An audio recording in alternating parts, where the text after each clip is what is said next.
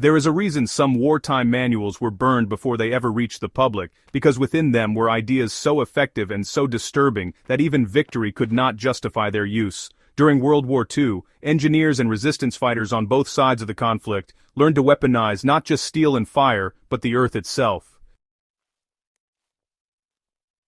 Among the many inventions that rose from desperation, none was more feared or more quickly erased from history than the step snare, a crude mechanical trap that could cripple without warning and spread fear far beyond its physical reach. It began in occupied territories where local resistance groups had no access to guns or grenades and were forced to rely on cunning and the landscape around them.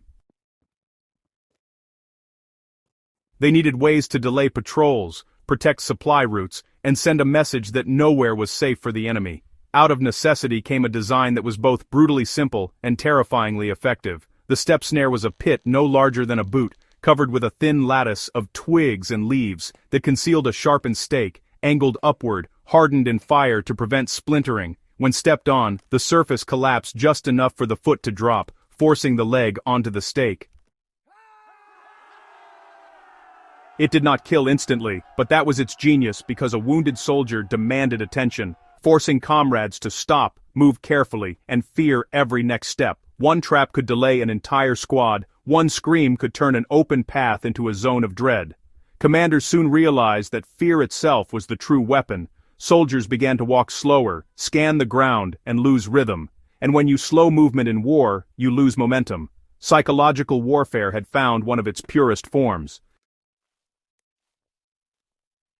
By 1945, both Allied and Axis forces were aware of the step snare and its variations. Reports described units immobilized not by combat, but by terror of what lay beneath their boots. Engineers documented the mechanics and recorded them in field manuals. But shortly after the war, most of these references were deleted or classified under restricted use. The reasoning was not morality alone, but practicality. Occupied nations rebuilding their lands did not want future generations discovering instructions for traps buried in old manuals. The knowledge was sealed away and replaced with standardized mine warfare and conventional defenses, yet the principle behind the step snare did not disappear. Those who studied it understood that it relied not on force, but on understanding human instinct. People trust the ground beneath them and follow the easiest path. The trap worked because it used that trust against them. That principle became part of modern survival and defense thinking, just in ethical forms. Instead of creating harm, it became about control of movement, awareness, and manipulation of terrain. During the early Cold War, engineers reinterpreted these lessons to design safe perimeters and early warning systems using noise, texture, and resistance rather than injury. Gravel paths, dry leaves, or wooden boards placed strategically around camps made stealth impossible, turning the same concept of terrain sensitivity into protection rather than destruction.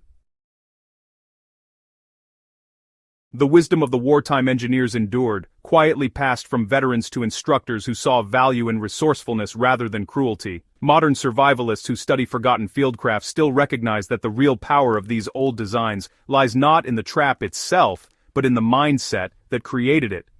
When you understand how the human body moves, how the eye interprets terrain, and how instinct guides decision-making, you gain control over your environment, whether in war or in wilderness. The resistance fighters who built these traps were not engineers by training. They were farmers, miners, and villagers who studied how soil shifted when walked upon, how leaves hid pressure marks, and how to disguise human activity in plain sight. Their attention to detail was as important as any weapon. Every successful snare demanded patience, timing, and knowledge of local materials. They hardened stakes with heat, coated them in oil to resist decay, and matched the color of soil layers so perfectly that even trained scouts missed them. This level of environmental awareness became the foundation of modern camouflage and concealment theory. In the decades after the war, official armies rejected such traps as inhumane, yet rescue teams and disaster responders unknowingly applied the same thinking in reverse, by studying unstable ground to prevent collapse or injury. What had once been a weapon of fear became a method of safety. The transformation of that knowledge shows that even dark inventions can leave behind useful wisdom. Today, when preppers and homesteaders talk about environmental defense, they echo lessons learned in those wartime forests. The key idea, remains the same, that the ground itself is a living system that can be shaped, observed, and respected. Control of terrain equals control of safety. Understanding how people move through space allows you to design pathways that protect, rather than endanger. The ethical line between a deadly trap and a safe defensive perimeter is intent. Replace harm with awareness, replace fear with foresight. The story of the banned step snare, therefore, is not about celebrating cruelty, but about studying how innovation emerges under pressure, and how knowledge once hidden for war can evolve into tools for survival and security. The step snare may have been erased from the manuals, but its spirit lives in the principle that the earth beneath us can be an ally or an enemy, depending on how we understand it. The soldiers and civilians who created it left behind more than a weapon. They left a philosophy of adaptation, resourcefulness, and control over chaos.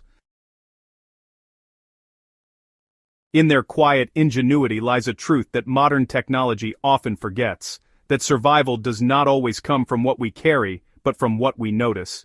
To study this erased chapter of World War II is to confront how fear and intelligence intertwine, and how even forbidden ideas can teach us resilience. Beneath every scar of war, there remains a lesson buried, waiting for those who dare to dig it up.